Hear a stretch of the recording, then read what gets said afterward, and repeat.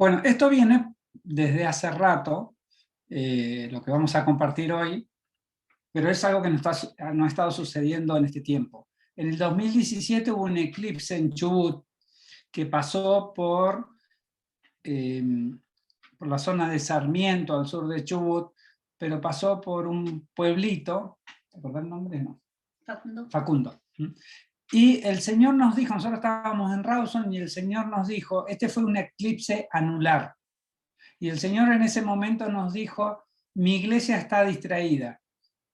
Y que todos los del enemigo se habían puesto en esa ciudad, en ese pueblito, que después tuvimos que ir, fuimos con Johnny, y fueron a hacer pactos, porque era un eclipse a lunar. Para que se den una idea, el ancho más o menos que barre el eclipse son 50 kilómetros. Si uno no está en el momento justo, dentro de esos 50 kilómetros, no va a ver el eclipse completo.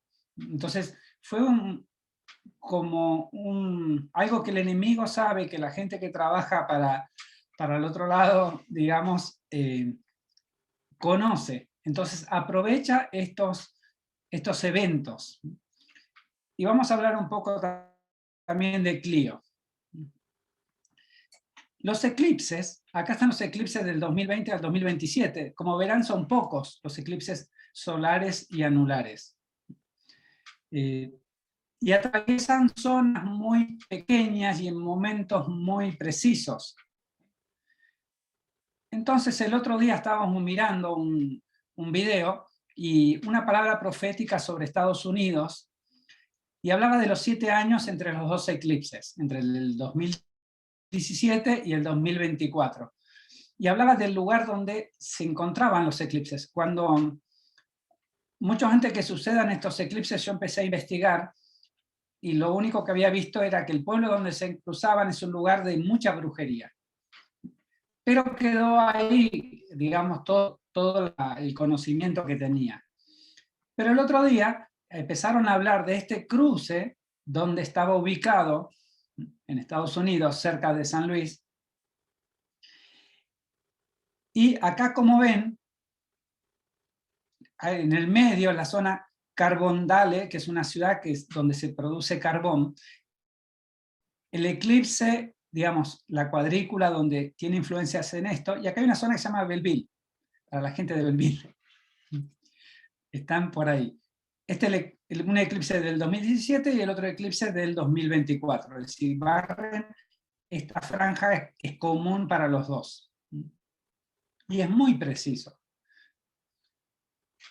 Pero esa zona tiene que ver con esto, con Egipto. On, Heliópolis antes es el Cairo ahora, Nof es Memphis, o Nof en la Biblia, Gosén. Es decir, acá tenemos diferentes lugares que la Biblia digamos, deja registrado. Y en esta zona, acá está el eclipse donde dice cruce de eclipse 2017, ahí donde se cruzan están Tebes, Karnak, Cairo, Metrópolis, Dóngola, colinas egipcias, Macedonia, Gosén, Palmira, Nebo, como el monte Nebo, Memphis acá abajo. Entonces vemos que tiene un montón de lugares que corresponden a Egipto. De hecho, acá Cahokia es un lugar donde están las representaciones. Acá hubo como una civilización y que construyeron como pirámides. Hay toda una especulación de lo que pasó ahí, pero bueno, mucho no se sabe. En definitiva, nos encontramos en un lugar donde está muy relacionado con Egipto, en Estados Unidos. De hecho, le dicen el pequeño Egipto. Si ustedes miran el Nilo y el Mississippi, son ríos parecidos, y bueno, donde está el círculo rojo es la zona de Illinois, donde está todo lo egipcio. Y el río es muy similar, la cuenca es muy parecida, 3.328.000 kilómetros cuadrados contra 3.255.000 kilómetros cuadrados. El largo sí es obviamente distinto, pero son muy similares, son lugares muy planos, con poca altura. De hecho, la zona de Illinois está a 300 metros sobre el nivel del mar, es decir, que no tiene mucha pendiente todo el recorrido del Mississippi. Y donde se cruzan los eclipses es el sur. Esa zona se le dice Egipto, Pequeño Egipto, como ven en ese mapa. Y este es un libro donde hablaba de la esclavitud del pueblo negro y cómo le decían a esta zona, lo relacionaban con África.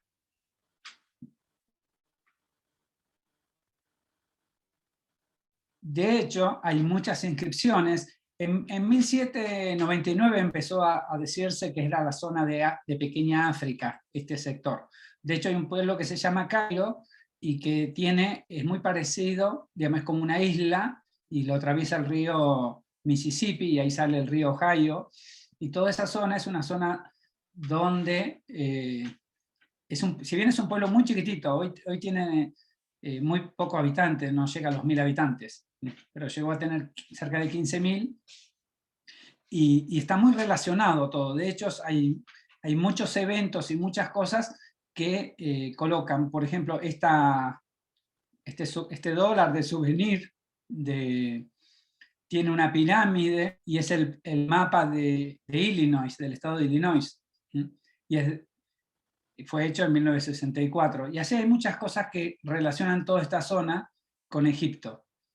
De hecho, acá, bueno, marqué en azul la zona de Illinois, el estado de Illinois, y cómo estaban el ferrocarril subterráneo, que eran las rutas de escape de los negros para salir de la esclavitud hacia el norte.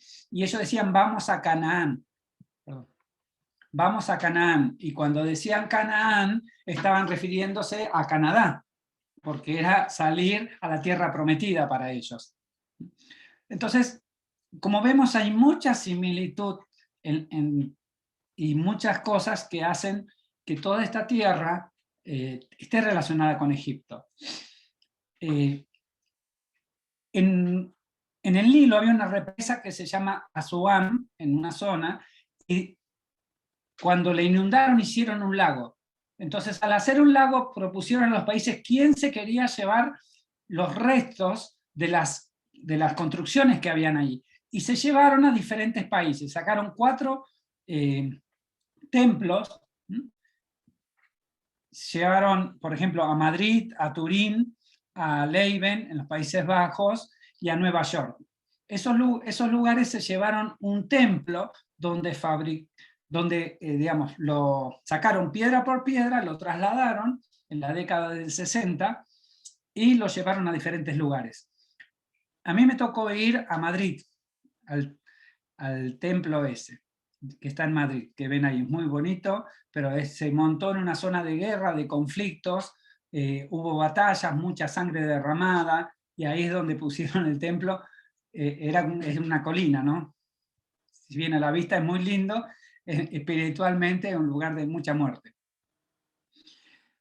La cosa que, investigando un poco más de esto, acá están de Endur, el de Nueva York, pero hicieron una copia, una réplica en Richmond.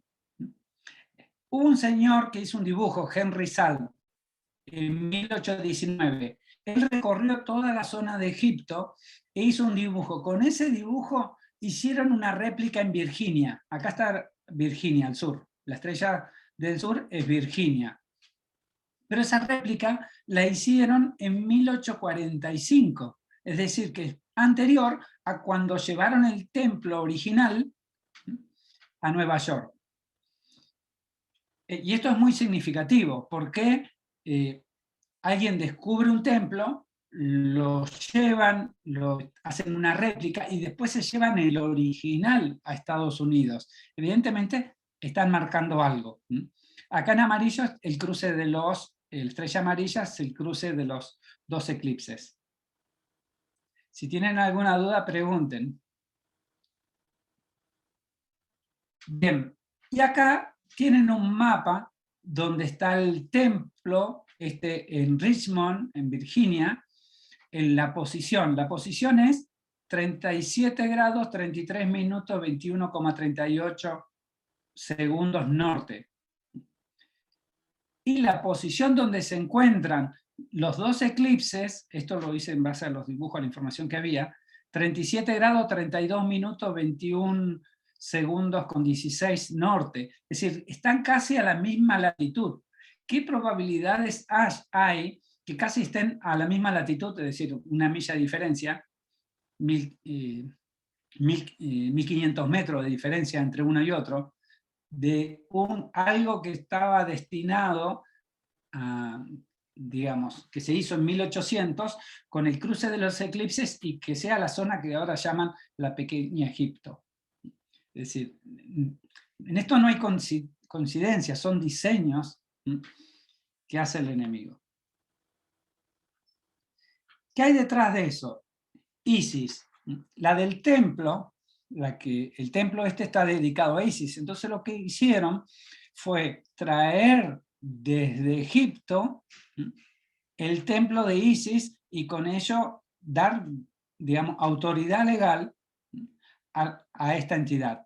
Isis era la esposa de Osiris, que era el dios de la agricultura, el dios del Nilo.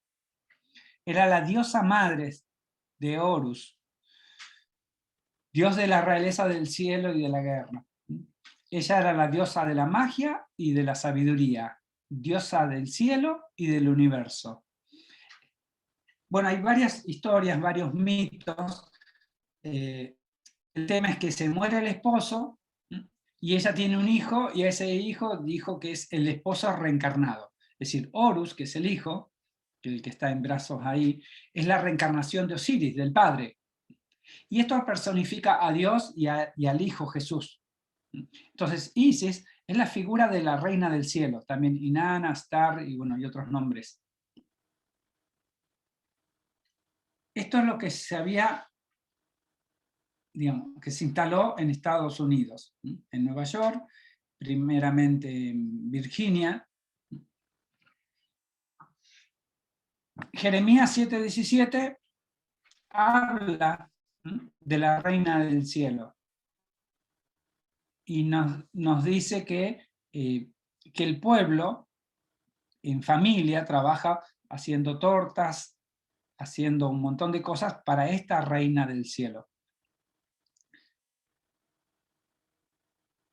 Y que a Dios le molesta, y ahí vemos las diferentes formas, en Babilonia, en la India, siempre es la reina, que sería María para los católicos.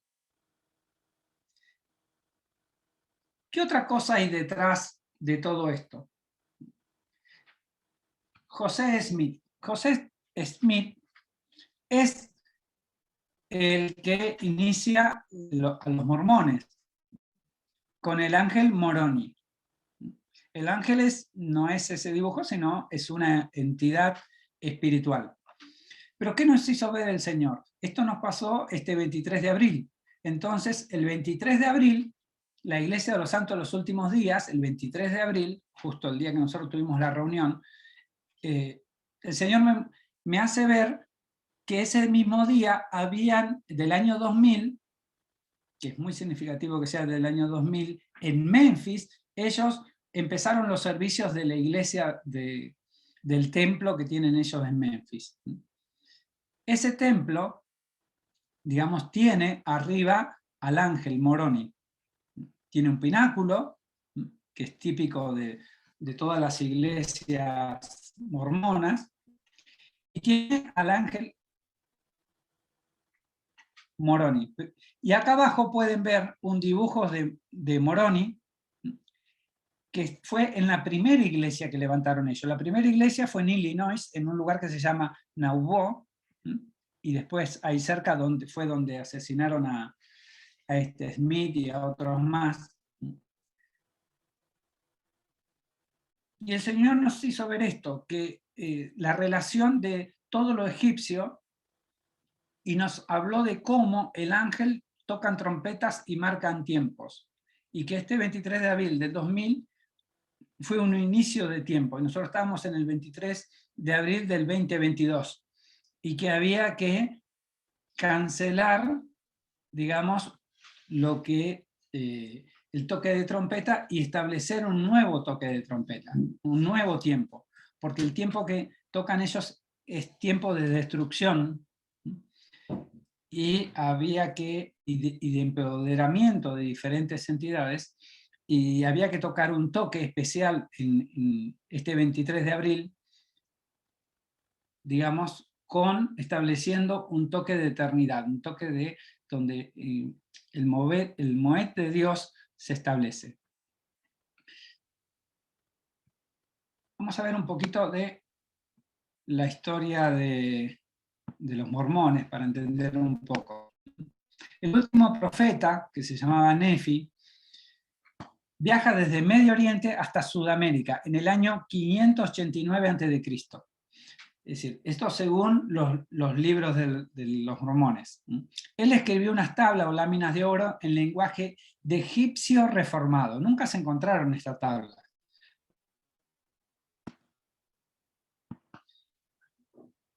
Mormón era un nombre que le transfiere a su hijo Moroni, en el año 390 después de Cristo, todas estas láminas, pero exterminan al pueblo y no queda nada, en el año 390 después de Cristo. José Smith encuentra unas planchas, que eran las planchas de oro, donde estaba escrito todo lo que es hoy el libro de Mormón, en el monte Comorac, posiblemente en Ontario, en el año 1823. Lo traduce utilizando Urim y Tumim.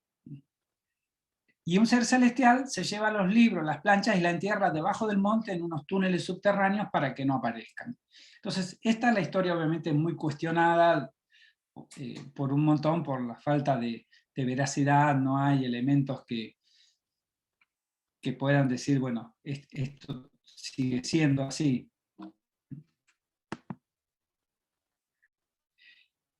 ¿Qué nos pasó con los mormones? Los mormones están relacionados con los Rosacruces. ¿Cómo sabemos esto? Nosotros hace muchos años, hace 16 años aproximadamente, 15 años, vinimos a vivir a Esquel, y cuando volvíamos a Rawson tuvimos que pasar, fue para el 25 de mayo del 2007, tuvimos que pasar por la casa de una persona, y esa persona había empezado a tener una relación amorosa 2 años antes con un hombre que era mormón. Pero no era cualquier mormón. Él tenía la máxima jerarquía acá en la Argentina, tenía a cargo toda la Patagonia, era el representante para la parte protocolar, prensa, para Argentina, Paraguay y Uruguay.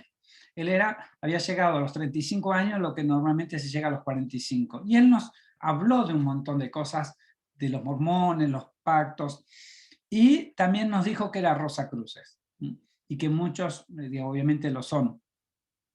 Y acá algunos símbolos, está muy relacionado todo con la astrología, y básicamente lo que se llama en el dibujo este de la torre, que se mueve.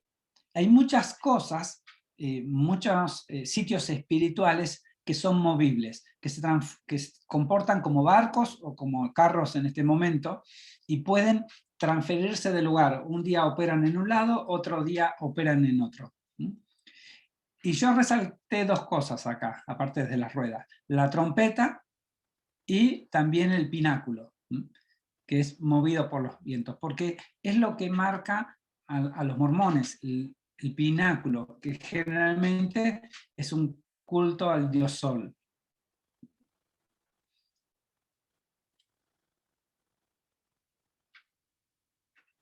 Acá tenemos el Parque Rosacruz en California. Y está destinado a los egipcios, está muy relacionado todo lo egipcio con los Rosacruces. Obviamente los Rosacruces es una rama de la masonería. Y del lado derecho tenemos la iglesia de Todos los Santos. Esta es la de Memphis, y abajo la de Trelew.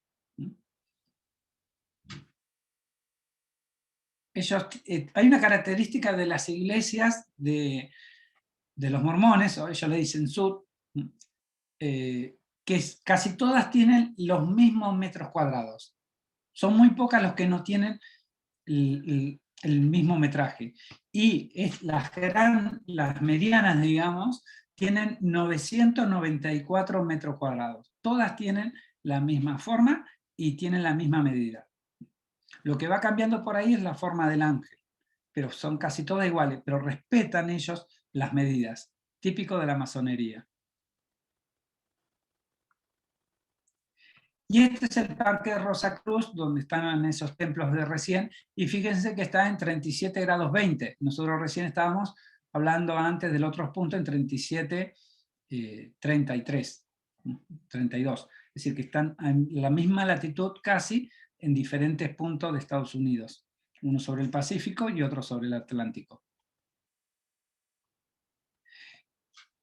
¿Quién es Clío? Clío es una musa de la mitología griega, dice, la que ofrece gloria. Ella es la musa de la historia y de la poesía épica. Y se caracteriza por qué esta musa, porque es la que marca el tiempo. Es decir, sería el Moroni. Es una entidad espiritual, que obviamente no tiene sexo, que es la que inspira, en la que escribe los libros de historias. Ella lleva el libro de Tasídides en la mano, que es el padre del realismo político. Y siempre está con los laureles, porque lo que hace es entregarle gloria a la gente y con el mapa mundo. Es decir, ella es la que escribe las cosas como suceden según el enemigo. Esta Clío está asociada a otras dos entidades. Una se llama Mnemosine, o psique, que es la mamá. Es decir, las entidades no es que sean mamá e hijos, eso es la mitología, en realidad son acuerdos, ¿sí?, de autoridad y que trabajan en conjunto uno con otro. Entonces, la madre tiene que ver con la mente. Tuvo 9 musas, las 9 musas son hija de ella, y entre las 9 musas está Clío. Es decir, que todo lo que sea historia está relacionado a la mente, porque la mente fue la que la nutrió. Pero a su vez tuvo un hijo, Jacinto. Jacinto, bueno, están las fiestas jacintias, que son festividades de mayo y junio, se caracteriza por el homosexualismo. Y que esto fue muy marcado cuando, bueno, empezamos a ver esto. Él tiene relaciones con Tamiris, que es el primer homosexual registrado en los griegos. Tiene relaciones con Apolo, que era el jefe de las musas, inspirador de lo profético, iniciador de los jóvenes y protector de pastores y marinos.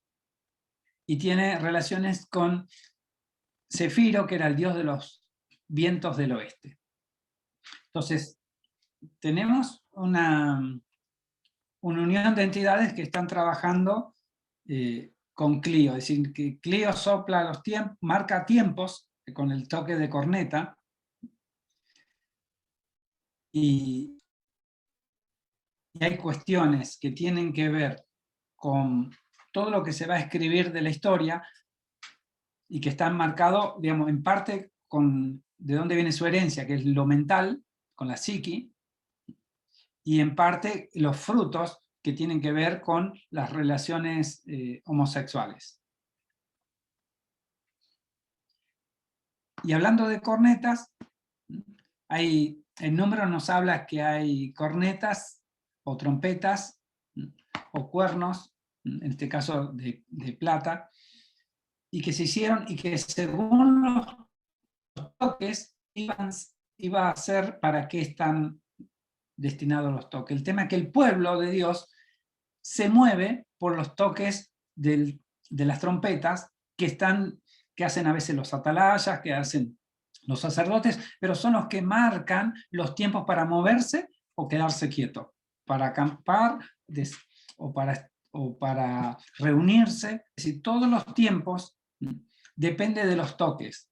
Entonces, es importante los toques. Y cuando nosotros escuchamos, si escuchamos los toques que vienen inspirados por la mente, que es Clio, que es Moroni,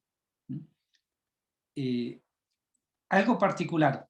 Cuando nosotros ministramos mucho tiempo a este señor, se convierte, y él no podía salir. No podía salir del mormonismo, estaba muy atado.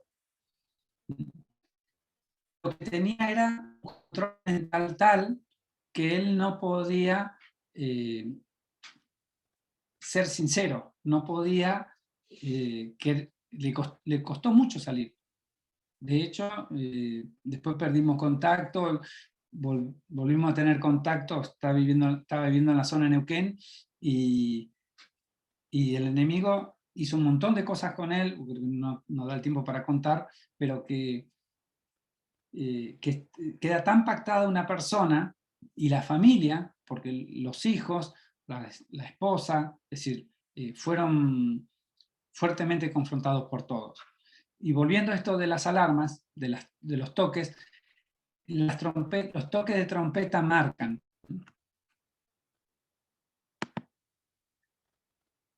¿Qué entidades asociadas tiene? Memphis. Yo le decía que el templo está en Memphis. ¿Quién es? En Memphis está Pat, el dios Pat, señor de la magia, el dios creador, maestro constructor, inventor de la albañilería, patrón de los arquitectos y artesanos. Se le atribuía también el poder sanador. Básicamente está relacionada con la masonería. Es decir, si hablamos de todos los mormones, hablamos de masonería, hablamos de todo eso que tiene que ver con diferentes variantes, pero que tiene que ver con la construcción. Ellos son muy cuidadosos con la construcción. De hecho, este hombre que conocemos, él, de las 7 iglesias que hay, de los 7 templos que hay en Trelew, él puso 5. Entonces yo le empecé a preguntar, ¿pero hiciste algún triángulo o algo? Bueno, él retaseaba la información, pero después me confesó que le regalaron al gobierno municipal un lugar para que le den donde tienen la iglesia principal ellos y formar un triángulo perfecto con otras entidades. Y el Señor nos dijo, ustedes no pueden quebrantar ese pacto, lo tiene que hacer Él. Esas uniones, esas líneas ley que se generaron, la tenía que romper Él. Y Él realmente no pudo. A los años, cuando hablamos de este tema, él me dijo, tuve pánico. Él tuvo pánico, no pudo hacer algo que era un acto profético de poner 5 piedras alrededor de la iglesia principal. Y tuvimos que hacer algo ahí, varios matrimonios, y fue tremendo como el Señor se manifestó. Este Pat es también el señor de la magia, el señor de la oscuridad, el señor de la verdad, miren, señor de las serpientes y de los peces, el de hermoso rostro.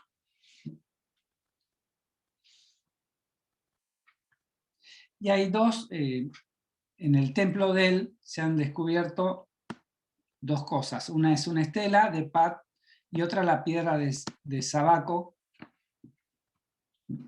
que lo relaciona con el Señor de la eternidad y el que creó la sabiduría y la palabra. Según la mitología, es el Dios creador. Él creó todo y creó las ciudades, el que da la forma a las ciudades. Por eso es el gran arquitecto. Por eso lo podemos relacionar también como una entidad asociada al... Y básicamente en Memphis, acá abajo vemos el templo de Pat, lo que queda, bueno, las pirámides, acá está la pirámide de Giza. Bien. Y para ir finalizando, 1 Corintios 14:8 dice, y si la trompeta diera un sonido confuso, ¿quién se prepararía para la batalla? Qué tremendo esto, ¿no? Porque a veces escuchamos las trompetas equivocadas, a veces nos posicionamos en las voces, en las cosas que no tenemos que oír, y eso es un sonido confuso. Entonces no podemos estar preparados para lo que tiene que ser porque hay algo que no está correcto. Dice, Jeremías 42:19, oh remanente de Judá, Yahweh ha hablado sobre vosotros. No entréis en Egipto, no entréis en Egipto, resaltado. Sabéis ciertamente que en este día os lo he advertido. Cuando el Señor nos habló del toque de trompeta que había que tocar y había que cancelar lo otro, lo que nos dijo es, inicia este tiempo nuevo. Yo estoy marcando un tiempo, pero es un tiempo, no es como el tiempo del mundo, sino es entrar en la eternidad. Entonces hay un enfoque distinto a lo que tenemos que dar. Hay varias palabras en la Biblia que hablan de Egipto, pero básicamente yo quería que veamos esto, que un poco el resumen de lo que nos viene hablando el Señor. Después de la Pascua fue resurrección. Nosotros hicimos un evento el 16 de abril, sábado, que es el 15 de Nisan, y el Señor nos dijo que desde ahí contemos 50 días a partir de ese evento. A los 40 días fue A los 40 días fue la ascensión y finalmente después de los 50, es decir, nuestro tiempo que el Señor nos marcó termina el 4 de junio, que es el derramamiento del Espíritu. Y en el medio tenemos el 25 de mayo, que para Argentina es el día de la Revolución de Mayo, donde empieza el proceso de independencia.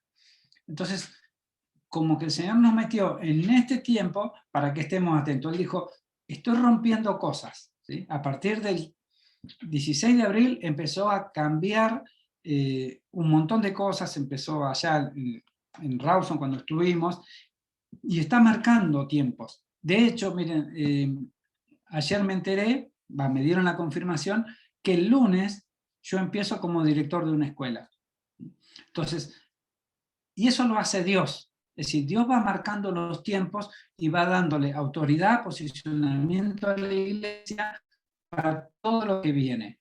Entonces, esté atento porque van a empezar a pasar cosas y esas cosas son importantes. Y este tiempo es un tiempo donde tenemos que estar más que atentos a las trompetas de Dios, a lo que quiere que hagamos. No sé, ¿quiere decir algo? Hola, buenas tardes. Yo lo que más me maravillo de ver es el control poderoso del Señor, que creo que siempre lo tuvo, y Él me hacía entender que no es control, es su diseño, que simplemente nos lo va revelando en la medida en que cada uno lo va pudiendo entender. Entonces, por ahí antes no habíamos entendido, si bien habíamos tenido relación con gente, como decía Juan, con personas mormonas y habíamos indagado un poco, no habíamos reparado en ese ángel que tienen, y uno mira, y yo me acuerdo que el de Buenos Aires inclusive se menciona que es de oro y que tiene un tamaño muy grande, esa imagen. Y está en el Templo Mayor de Buenos Aires, que está cerca de la cárcel. De Ezeiza. Y de alguna manera toda esta relación, si estas personas, o sea, el enemigo no, como el que conoció y él sabe, más o menos se va, digamos, anticipando. Pero el Señor nos ha dicho que nosotros no tenemos que desconocer sus maquinaciones, eso decía Pablo. Entonces, el estar atentos, y en estos tiempos que son puntuales, porque siempre lo fueron, pero para nosotros se nos viene iluminando, como hablaba Brian en la reunión anterior, que el Señor lo metió a él a indagar sobre el calendario y sobre las fiestas. A nosotros también nos metió a indagar sobre las fiestas hace 5 años, y cada celebración ha sido diferente. Este año básicamente el Señor nos ha introducido tanto en Pascua como ahora en Pentecostés, y como ahora en estos 40 días que yo miraba que terminan aquí, el 26 de mayo, los 40 días desde la resurrección, que el Señor Jesús se tomó ese trabajo para enseñarles sobre resurrección, para enseñarles sobre el reino, dice la palabra, que en realidad ese es el reino, el entender la resurrección y vivir como esos hijos que ya hemos muerto al pecado, hemos muerto a este mundo, hemos muerto a este sistema, y tenemos que aprender a vivir en la dimensión de la resurrección, que es el reino, que ese reino tiene principios, tiene una estructura, y obviamente es una estructura de gobierno. Y entonces el que seamos reyes y sacerdotes, como lo hemos leído muchas veces en la palabra, no es para sentarnos en un trono y no sé, todo eso que a veces pintan las películas de los reyes. No, los reyes y sacerdotes celestiales, como el Señor nos ha puesto ese rango, también nos asigna roles. Esos roles son para poder establecer su señorío aquí en la tierra. A nosotros nos impactó que también nos abrió una puerta de entendimiento sobre cómo habían operado las iglesias madres de esta región, en función de ese toque. Ahí cuando recién Juan mencionaba una cita que decía, si el toque es confuso, ¿quién irá a la guerra? Y entonces cuando él les compartió eso, el Señor me hizo entender, este ángel caído que está posicionado sobre la iglesia mormona, toca un toque confuso. Y eso ha hecho que nosotros y que mucha iglesia dormida no sea despertada en el entendimiento de cosas que hay que romper, y cosas que hay que declarar como ya desechas, o simplemente empezar a establecer ese gobierno del Señor para que se empiecen a restaurar, y realmente la luz de Cristo y el poder de su resurrección, toda la obra completa que Él dijo, esto está consumado, empiece a manifestar. Porque uno sabe que hay un montón de personas que genuinamente aman a Dios, pero están dormidas en iglesias y en templos, y concurren a rituales en donde el Espíritu Santo no puede operar en resurrección, no puede operar dándoles a entender la verdad absoluta, plena, y la conquista que Cristo hizo en la cruz, que no solamente fue para salvación y no ir al infierno. Fue para salvación de este sistema, pero más que eso, para sentarnos con Cristo, como dice en el libro de Efesios, en lugares celestiales, y a establecer el mismo señorío que Cristo que está ejecutando en este tiempo, y que es gobernar y revertir y empezar a derribar las fortalezas. En este caso, que creo que lo que más opera es confusión. Y entonces uno mira grandes iglesias con mucha gente, pero que no pueden ser libres, no disfrutan de la salud del reino, no se reconocen como hijos que vamos a manifestar el reino de los cielos aquí en la tierra, y que vamos a restaurar el señorío de Cristo, y que vamos a traer el reino inclusive a la naturaleza y a la creación, que es lo que uno entiende. Porque acuerda la creación y gime con dolores de parto por la manifestación de los hijos de Dios. Entonces, mucha iglesia bajo una trompeta de confusión no va a la guerra, y no hablemos de una guerra, sino de una guerra con entendimiento. Y entonces, al no darse esa batalla y esa guerra de luz, de la luz verdadera, cohabitan mezclas, y el Señor abomina las mezclas. De eso también nos estuvo hablando. Entonces, en esta separación que el Señor quiere hacer, luz de tinieblas, pero por completo, y que se lo manifestó en Pentecostés. Por eso, a partir de Pentecostés, los discípulos empezaron a operar en un entendimiento y en un poder y en una autoridad, y ya no les importó ni el sufrimiento, ni el dolor, ni el precio que debían pagar. Ellos sabían que ya habían muerto y resucitado. Creo que eso es lo que el Señor está impartiéndonos y quiere que nosotros nos apropiemos de esta verdad, porque obviamente uno ve y no es que vienen, esto va a mejorar y dentro de 4 años el sistema de este mundo va a estar mejor. No, el sistema de este mundo ya caducó, está quebrado, y gloria a Dios por eso, porque entonces sí, la iglesia va a empezar a gobernar. Yo lo creo así. Sabe que no, entre las cosas que nos contaba este muchacho era que ellos usaban calzoncillos con bordados de la masonería. Usaban una remera, las prendas íntimas marcadas, entonces se le marcaban las tetillas, le marcaban el ombligo, y todos los días agarraba la remera y besaba el ombligo, consagrándose. Y que andaban por la ciudad, que andan siempre de a dos, marcando la ciudad y orando. Ellos van por la calle estableciendo la ciudad para las deidades de ellos. Entonces nosotros a veces estamos como muy tranquilos, pero el enemigo va tocando la trompeta, va haciendo cosas, marcando ciudades, estableciendo líneas ley, zonas de gobierno, de influencia.